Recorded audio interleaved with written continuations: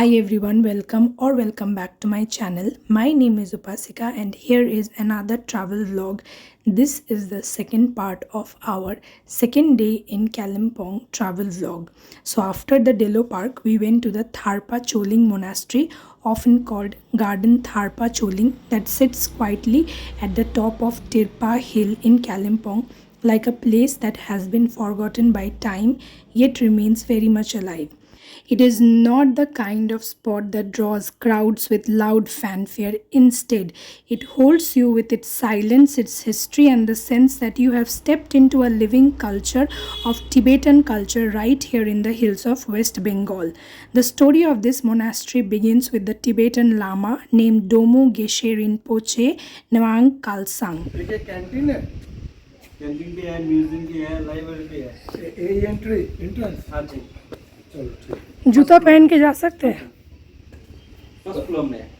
In 1906, he traveled down from the Domo region of Tibet into India on a pilgrimage and to collect medicinal plants from the Himalayan foothills of India, Nepal, and Bhutan.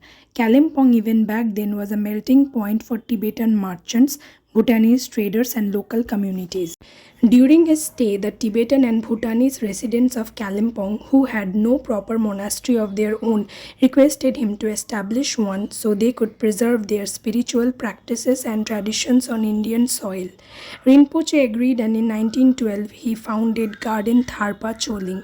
The name itself reflects its purpose. Tharpa Choling means the place of liberation through the teachings of the Buddha. The monastery was built in the Zong architectural style, resembling a Tibetan fortress with thick stone walls and sloping roofs that blend into the hillside. In the early years, the monastery became a spiritual anchor for the Tibetan community in Kalimpong. After Domo Geshe Rinpoche passed away in 1939, the senior monks appealed to the Tibetan government in Lhasa to take over the administration. The government responded by appointing abbots from the three great Gelugpa monasteries of Sera, Drepung, and Garden, which assured that the lineage and teachings remained authentic. To this day, Tharpa Choling follows the Gelugpa tradition, the same school of Tibetan Buddhism to which Dalai Lama belongs. What makes Tharpa Choling different from other monasteries in Kalimpong is that it's not just a place of worship, it is also a center of learning and preservation. About 70 young monks currently reside and study here. Their day revolves around Buddhist philosophy, meditation, Tibetan language, and traditional art of monastic debate. If you visit during the morning or afternoon, you might hear the rhythmic sound of monks debating in the courtyard, a Gelugpa method of learning where they clap, gesture, and question each other to sharpen understanding. For visitors, it is an unexpected and fascinating glimpse into how knowledge is passed down in Tibetan Buddhism. For the local people, Tharpa Choling is a place of quiet reverence. It is where they come for prayers, blessings, and during important Buddhist festivals. For tourists, the appeal lies in a combination of spirituality and scenery. The whole complex often sits above the clouds in the morning, with the valley stretching out below and the distant Himalayan peaks visible on clear days. People describe sitting inside the prayer hall as a calming experience. The silence, the soft chanting, the smell of incense, all of it creating a stillness that is hard to find in the town. In recent times, the monastery has also become important as a cultural bridge. Kalimpong has always been a place where Tibetan, Bhutanese, Nepali, and Bengali influences meet, and Tharpa Choling represents the Tibetan thread in that fabric. It reminds both the locals and visitors of the region's shared history and the resilience of Tibetan culture outside Tibet. As for visiting, there are no strict entry fees, though donations are welcomed and go towards the upkeeping of the monastery and the education of the young monks. Best part to go is early morning when the air is clear and the light falls gently on the hills, or late afternoon when the place becomes even quieter. There are no real negatives to visiting. The only thing to keep in mind is that it is an active religious site, so visitors are expected to dress modestly and maintain silence inside the prayer hall. According to me, some people come for spiritual reasons, some for the view, and some for the curiosity of seeing a well preserved museum tucked away in the hills. But most people leave with the same feeling of encountering something authentic and untouched. Tharpa Choling does not try to impress you, it simply exists, steady and calm, offering a space where history, faith, and nature comes together. Tucked inside the upper floor of Tharpa Choling Monastery is a small dimly lit museum that most visitors walk past without noticing. After the 1959 Tibetan uprising, Kalimpong became a key transit point for monks and families fleeing Tibet, and many of them carried precious texts, statues, and ritual items that were eventually preserved here, which is why the collection feels less like a curated exhibit and more like a protected treasure room. Inside, you will find handwritten Tibetan manuscripts and scriptures on traditional paper, some over a century old, alongside vivid silk tankas depicting Buddhist deities, mandalas, and scenes from the Buddha's life. The museum also houses antique ritual objects like ceremonial cham dance masks, butter lamps, vajras bells, and long Dangchen horns used by monks during prayers, plus small bronze and clay statues of Buddha, Tara, and various bodhisattvas. A particularly sacred section preserves the personal belongings of Domo Geshe Rinpoche himself, like his robes and walking stick, which are kept as relics by the monastery. There is no separate ticket for the museum, it is included in the monastery's modest rupees 10 to 20 entry fee.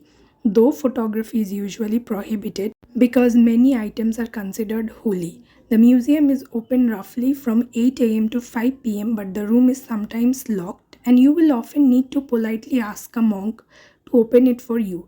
While it only takes about 10 to 15 minutes to see, but the museum offers a quite unfiltered glimpse into Tibetan Buddhist history and Kalimpong's role in preserving it during a turbulent period, all without the glass cases and modern lighting of bigger museums.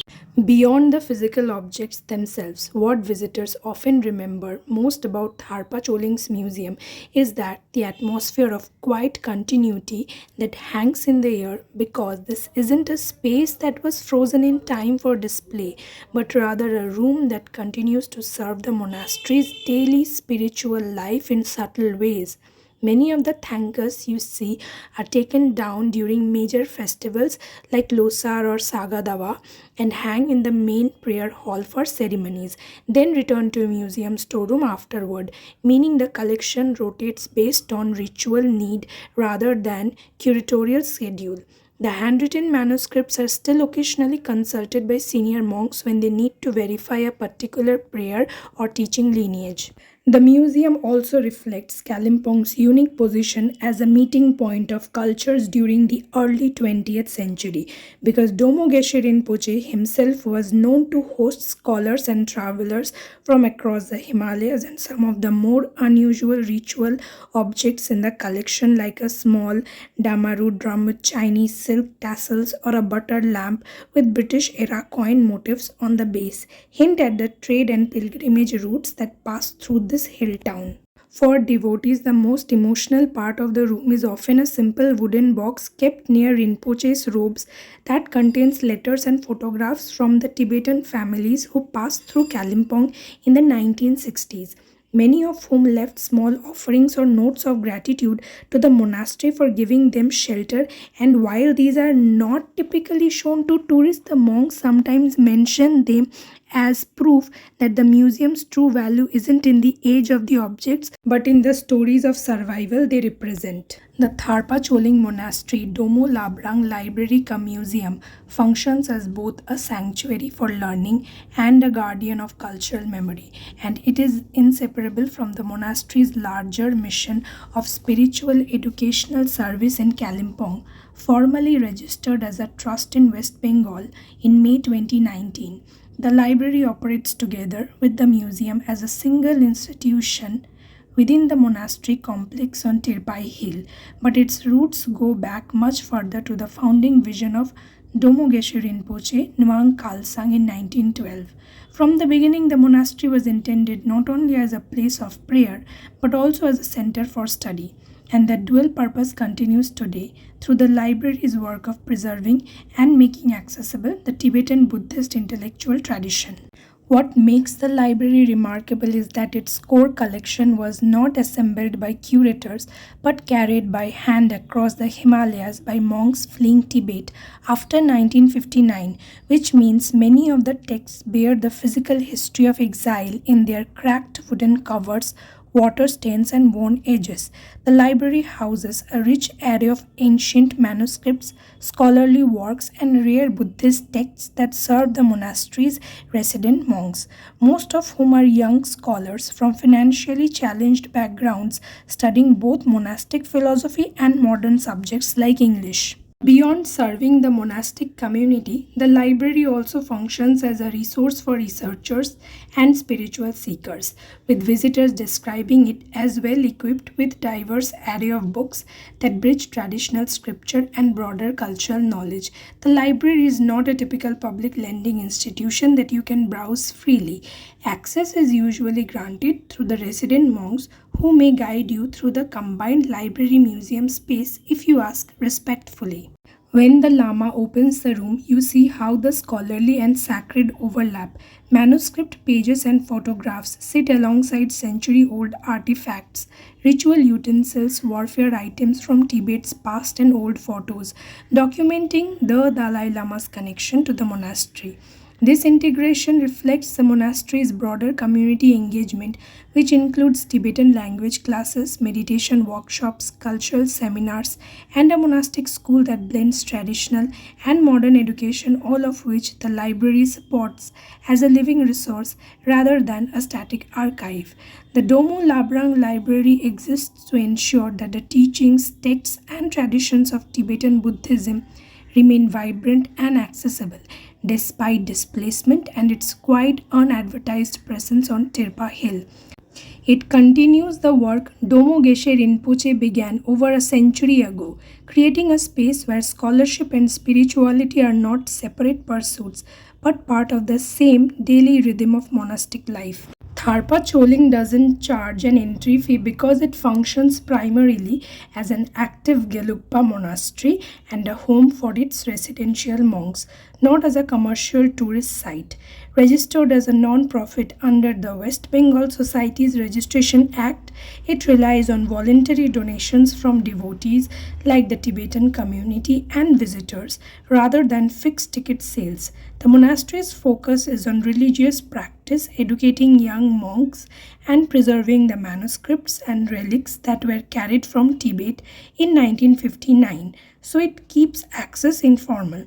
It also gets support for its library museum from cultural grants. Tharpa Choling isn't a souvenir shop, but like most Tibetan monasteries, it usually has a small area with items to support the monks. You might find prayer flags, small thangas, incense, and religious texts for sale near the entrance or library. It is informal and there is no fixed counter, and purchases are treated as donations.